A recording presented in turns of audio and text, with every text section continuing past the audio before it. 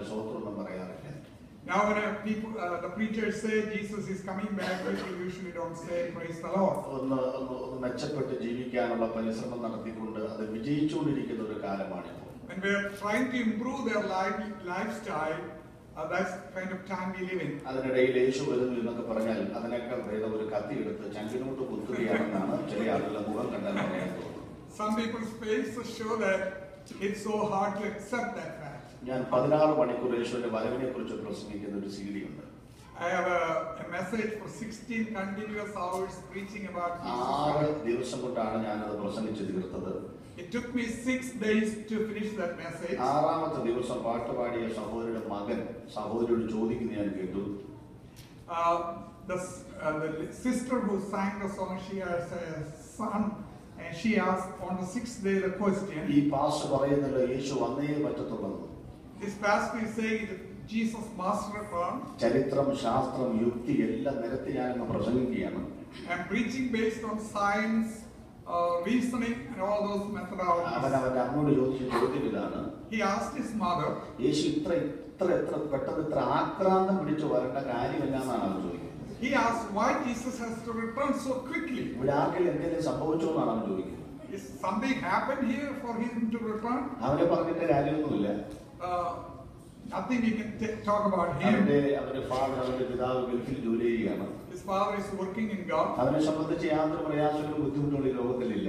He has no difficulties in the world. ഏതാണ്ട് അതുപോലെയൊക്കെയാണ് നമ്മുടെ പെന്തക്കോസ്ത് സമൂഹം ഇന്ന് മുന്നോട്ട് പോയിക്കൊണ്ടിരിക്കുന്നത്. The Pentecostal denomination is in the same kind of condition. 2000-നും 3000-നും ഇടയിൽ യേശു വരുമോ എന്ന ചോദ്യത്തിന് വരും എന്നാണ് എന്റെ ഉത്തരം.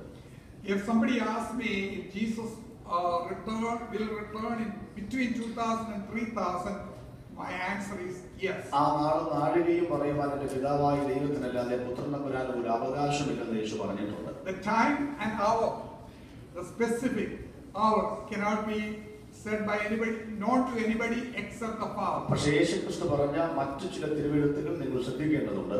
But you have to look at certain scriptures that Jesus said. ആകാശത്തിന്റെ ലക്ഷണങ്ങളെ നിങ്ങൾക്ക് വിവേചിക്കുവാൻ അറിയാം. You know how to detect the signs and wonders of the sky. അങ്ങനെയാണെങ്കിൽ കാലത്തിന്റെ ലക്ഷണങ്ങളെ എന്തുകൊണ്ട് നിങ്ങൾക്ക് വിവേചിക്കുവാൻ കഴിയുകയില്ല? Why don't you be able to detect the signs of the times? 2000-നും 3000-നും ഇടയിൽ എന്ന് ഞാൻ പറയുമ്പോഴും നമുക്ക് പെട്ടെന്ന് സ്വപ്നം ചെയ്യാൻ തോന്നത്തില്ല. If we say between 2000 and 3000, we are not eager to say praise. അതിന്റെ കാരണം 2015 ആയിട്ടുണ്ടെങ്കിൽ 985 കൊല്ലം കിടക്കുകയാണ്.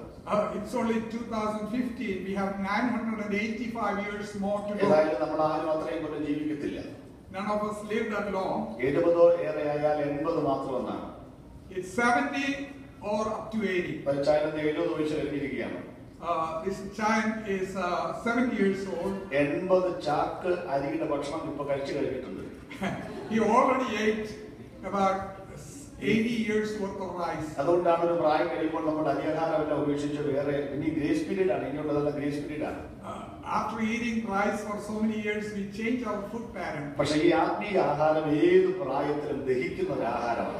But the spiritual food is can be consumed at any age. AD 2000-ൽ യേശു വരുമെന്ന് വിശ്വസിച്ച ധാരാളം ആളുകളുണ്ട്. There are people who believe Jesus will return in 2000. 2009-ൽ യേശു വരുമെന്ന് വിശ്വസിച്ചവരുണ്ട്. Certain others believe Jesus will return in 2009. 2012-ൽ യേശു വരുമെന്ന് വിശ്വസിച്ചവരുണ്ട്.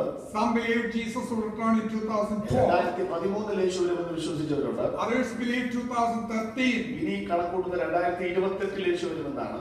Some others are calculating 2028. 2033-ൽ യേശു വരുമെന്ന് കണക്കുകൾ വെച്ച് പറയുന്നവരുണ്ട്. There are certain others who say Jesus will return in 2033. 2068-ൽ യേശുവിന്റെ വരവിനെ കുറിച്ച് ചില മഹാന്മാർ പറഞ്ഞിട്ടുണ്ട്. Some great men said Jesus will return in 2068. ഇന്നെല്ലാം ഞാൻ വ്യക്തമാക്കുന്ന ഒരു കാര്യം, from all these something is clear. ഈ 1000 വർഷത്തെ കണക്ക് പറയുന്നുണ്ടെങ്കിൽ 2050-ന് അപ്പുറത്തോട്ട് ആരും ഇതുവരെ കണക്കുകൾ പറഞ്ഞിട്ടില്ല.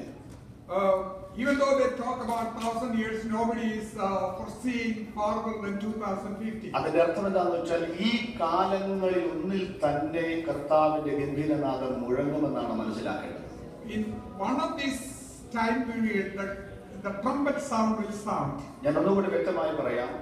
Let me say, നമ്മുടെ വെളിപ്പാട് പുസ്തകത്തിലേക്ക് നമുക്ക് വരാം. let's come back to Revelation 1-ാം അധ്യായത്തിന്റെ 3-ാമത്തെ വാക്യം. 1:3. അപ്പോക്കാലിപ്സിസ് അഥവാ എസ്കറ്റോസ് എന്ന് പറയുന്ന രണ്ട് വാക്കുകളാണ് വെളിപ്പാട് എന്നുള്ളതിന് മൂലഭാഷയിൽ രേഖപ്പെടുത്തിയിരിക്കുന്നത്.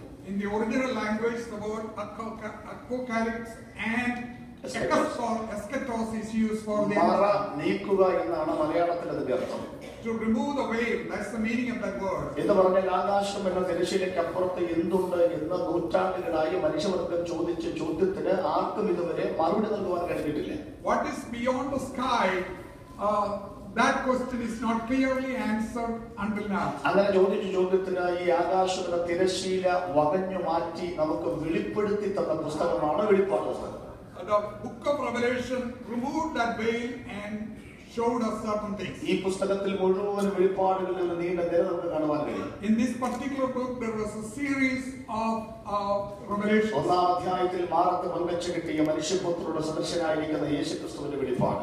In the first chapter, the revelation of Jesus Christ, who bore the plate on his chest. 2-3 അധ്യായങ്ങളിൽ ഭാവിയിൽ ദൈവത്തിന്റെ സഭ കടന്നു പോകുമെന്ന വേദശാസ്ത്രം പഠിപ്പിക്കുന്ന 7 സഭകൾ, Ephesus, Smyrna, Pergamos, തിയുതീര, Sardis, Philadelphia, ലവോദിക്ക എന്നിങ്ങനെ 7 സഭകളെ കുറിച്ചുള്ള വെളിപ്പാടാണ്.